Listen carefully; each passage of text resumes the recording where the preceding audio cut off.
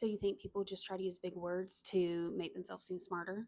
According to research at Columbia University, yes. Researchers at Columbia University scoured 64,000 dissertations, and they found that people at lower status schools used more jargon in their dissertations than people from higher status schools, which they perceived as people trying to compensate for being in a lower status. Now, I could tell you stories from working in the Ivy League, but we can see how this would parallel into workplaces like optimizing deliverables and leveraging synergies and boiling oceans that don't need to be boiled. They're hot enough. However, other research shows that who says the jargon also influences how it is perceived. When someone in high status says something jargony, people just accept it. They don't see it as trying too hard or insecure. And this is consistent with my research on the unwritten rules of work that has found that as people move up into higher status positions, they are expected to use more indirect language and jargon. So if the CEO says you need to boil the ocean, people accept it. If the intern says it, they're trying too hard. But if you don't do this, then you're also not seen as leadership material.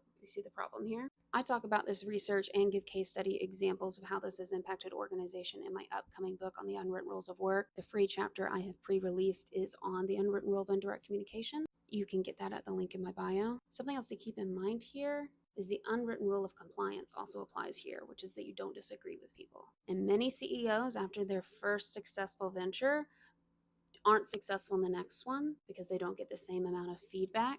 Even if they might appear to seek it out, people are afraid to speak up and disagree with them clearly, and it impacts their billions of dollars.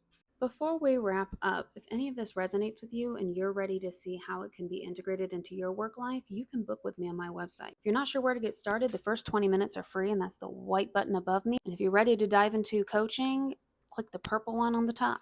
I'll put the links in the description of this video.